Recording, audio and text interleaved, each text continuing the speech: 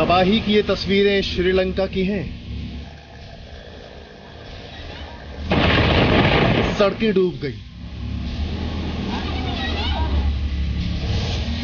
घर डूब गए, खेत डूब गए, चारों तरफ पानी ही पानी। श्रीलंका में सबसे भयंकर बाढ़।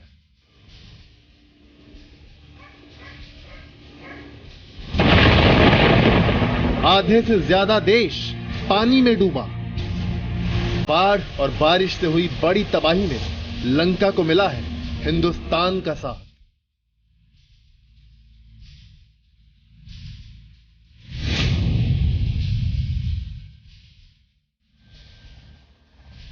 करीब 150 लोगों की जान ले चुकी बाढ़ ने श्रीलंका को कई साल पीछे धकेल दिया है।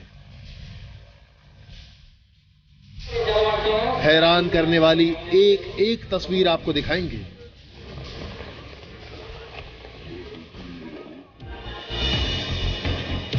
नमस्कार, मैं हूं सचिन। जो तस्वीरें आपने अभी देखी उनसे अंदाजा मिल गया होगा कि दक्षिण में भारत के पड़ोसी देश में हालात वाकई खराब है। श्रीलंका में इस भयंकर बाढ़ में अब तक करीब 150 लोगों की जान जा चुकी है।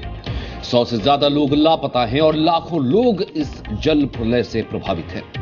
भारत एक अच्छा पड़ोसी होने के नाते अपना फर्ज निभा रहा है और भारतीय नौसेना श्रीलंका की मदद के लिए पहुंच चुकी है। लेकिन एक समीकरण और है। भारत को घेरने के लिए चीन श्रीलंका में पैठ बनाना चाहता है और यही अहम हो जाता है प्रधानमंत्री मोदी की लंका डिप्लोमेसी का मास्टर स्ट्रोक। क्या है ये? ग्राउंड रिपोर्ट देखिए।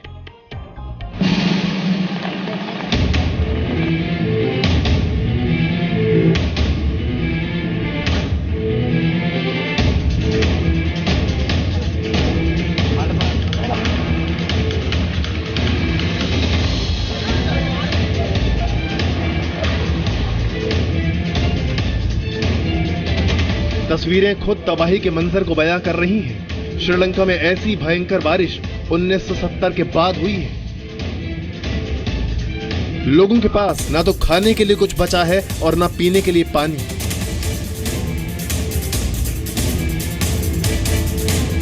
हेलीकॉप्टर के जरिए पानी और खाने का सामान नीचे गिराया जा रहा है।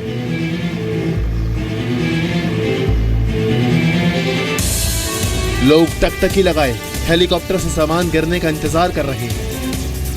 दूर दूर तक जहां भी नजर जाएगी सिर्फ और सिर्फ पानी दिखाई देगा। सड़क, गाड़ियां, बसें, सब कुछ डूबा हुआ दिखाई दे रहा है। श्रीलंका की आर्मी, एयरफोर्स और नेवी के जवान दिन रात राहत और बचाव अभियान में लगे हुए हैं। भारी बारिश की वजह से आई बाढ़ में मरने वालों की तादाद अब 146 तक पहुंच गई है। 100 से ज्यादा लोग अभी भी लापता हैं। प्रशासन ने चेतावनी जारी की है कि निचले इलाकों में अभी और पानी भर सकता है। बाढ़ प्रभावित इलाकों से करीब 12,000 लोगों को सुरक्षित निकाला गया है। लेकिन बुरी खबर यह है कि मौसम विभाग ने आने वाले दिनों में और बारिश होने की चेतावनी जारी की है। हालात कितने खराब हैं इसका अंदाजा आप इस बात से लगा सकते हैं कि बाढ़ से श्रीलंका के 25 में से 14 जिले प्रभावित हुए हैं। सबसे ज्यादा प्रभावित जिला कलूतारा है, जहां 38 लोगों की मौत हो गई, जबकि 80 लोग लापता हैं। कुल 14 जिलों में 5 लाख से ज्यादा लोग बाढ़ से प्रभावित हुए हैं। श्रीलंका में हालात संभालने के लिए भारतीय नौसेना का युद्धपोत INS किर्च राहत और बचाव कार्य के लिए लंका पहुंच चुका है। युद्धपोत के जरिए गोताखोर, डॉक्टर और जेमिनी बोट बाढ़ वाले इलाकों में पहुंच चुकी हैं। अब तक 50 से ज्यादा लोगों की जान बचाई जा चुकी है। दूसरा जहाज INS शार्दुल भी श्रीलंका पहुंच गया है। इसके अलावा भारत की ओर से भेजी गई मेडिकल और इमरजेंसी टीम भी श्रीलंका पहुंचकर लोगों की मदद कर रही है। यूं तो भारत एक पड़ोसी होने के नाते श्रीलंका की मदद कर रहा है, लेकिन इसका एक पहलू और भी है। इसी महीने प्रधानमंत्री मोदी श्रीलंका गए थे। PM मोदी के दौरे के दौरान ही चीन ने श्रीलंका से कोलंबो में पनडुब्बी खड़ी करने के लिए इजाजत मांगी, जिसे श्रीलंका ने ठुकरा दिया। चीन ने उनकी गिच्ची पकड़ ली है और अभी वो डील उन्होंने साइन कर दिया कि 99 ईयर्स के लिए वो लीज पर दे दिया है।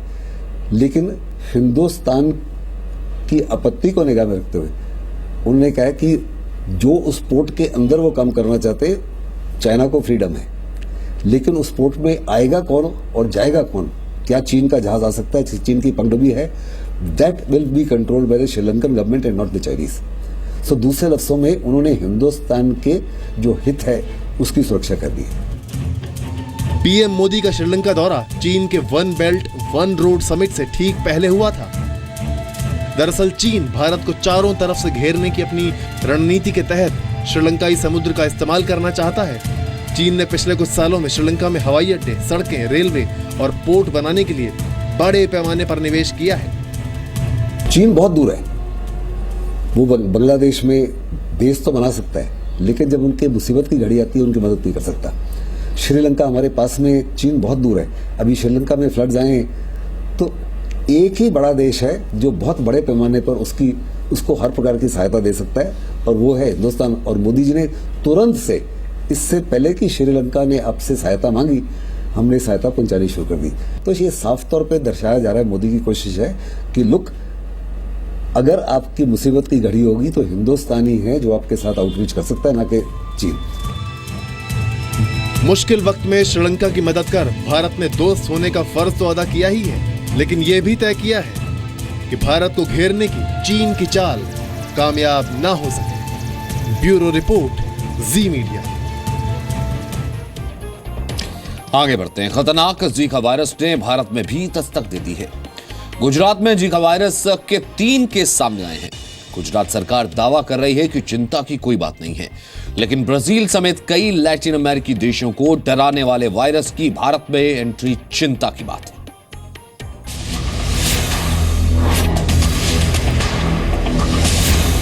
इंडिया में जीका की एंट्री।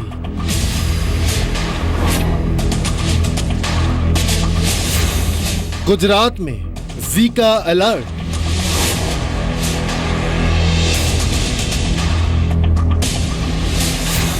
देश को जकड़ तो नहीं लेगा जीका, वो बीमारी जिसके खिलाफ अभी तक कोई पुख्ता वैक्सीन नहीं बना है, उसने भारत में भी दस्तक दे दी है। वो खतरनाक वायरस जो बच्चों के दिमाग को विकसित नहीं होने देता है। गुजरात के बापू नगर इलाके के 3 लोगों में जीका वायरस मिला है। बीजेएमसी अस्पताल में एक बच्चे को जन्म देने वाली 34 वर्षीय महिला में जीका वायरस की पुष्टि हुई है। इसी अस्पताल में एक प्रेग्नेंट महिला को भी जीका वायरस से पॉजिटिव पाया गया। 64 साल के एक बुजुर्ग का सैंपल भी जीका के लिए पॉजिटिव पाया गया है। हालांकि गुजरात के मुख्यमंत्री का कहना है कि किसी को घबराने की जरूरत नहीं है। सरकार ने गंभीरता से उसके एक्शन लिए हैं और मैं गुजरात की जनता को ध्यान देता हूं कि आप चिंता मत कीजिए और जीका वायरस आगे न बढ़े, ये सरकार की संकल्पबद्धता है और इसके लिए पर्याप्त मात्रा में हमने प्रबंध किए। बीजेएमसी मेडिकल कॉलेज से 2015-16 में कुल 93 ब्लड सैंपल लिए गए थे। उन्हीं सैंपल के नतीजे पुणे के नेशनल इंस्टीट्यूट ऑफ वायरोलॉजी की नेशनल रेफरेंस लेबोरेटरी से आए हैं, जिसमें 3 लोग आरटी-पीसीआर टेस्ट में पॉजिटिव पाए गए हैं। इसी टेस्ट को अहमदाबाद के बीजे मेडिकल कॉलेज ने किया था। वहीं गुजरात के स्वास्थ्य मंत्री का कहना है कि इस वक्त गुजरात में जीका का कोई मामला नहीं है और सरकार पूरी सावधानी बरत रही है। बाद में टेस्ट करने के कारण वो संपूर्ण सुरक्षित है और कोई जीका के वायरस उनमें पाए नहीं गए हैं। इसलिए मेरी प्रार्थना है कि जिन लोगों की पास में जो जीका वायरस थे उनमें भी अभी वो भी संपूर्ण सुरक्षित है और नया कोई केस गुजरात में भी है नहीं, इसलिए भयभीत होने का कोई कारण नहीं। जीका वायरस से गर्भवती महिलाओं और आने वाले बच्चे को बेहद नुकसान होता है। इससे प्रभावित बच्चों का सिर सामान्य बच्चों की तुलना में छोटा होता है, साथ ही उनका दिमाग भी विकसित नहीं हो पाता। अगर उस प्रेग्नेंट लेडी को जीका वायरस डिजीज होती है तो उनमें आने वाले बच्चों में उनके जो इन्फेंट जो ग्रो करेगा यूट्रस के अंदर, उसमें brain abnormalities, congenital malformation of the brain, microcephaly बोलते हैं कि उस बच्चे का हेड बहुत छोटा होगा, ये डिजीज होने का रिस्क रहता है। इसके मरीजों के लिए सबसे बड़ी चुनौती गर्भ में पल रहे बच्चे को लेकर होती है। ये वायरस गर्भ में पल रहे बच्चों को माइक्रोसेफाली नाम की बीमारी का शिकार बनाता है। माइक्रोसेफाली आमतौर पर बच्चों को होने वाली बीमारी है। इसकी वजह से सिर का आकार छोटा रह जाता है। इसकी बड़ी वजह यही होती है कि दिमाग का पूरा विकास नहीं हो पाता। फिलहाल जीका वायरस का कोई इलाज मौजूद नहीं है। ऐसे में इससे बचने के उपाय करना ही जीका से निपटने का एकमात्र तरीका है। मच्छर मारने वाली दवाओं का इस्तेमाल करें। घर में मच्छर हो तो पूरा शरीर ढकने वाले कपड़े ही पहने।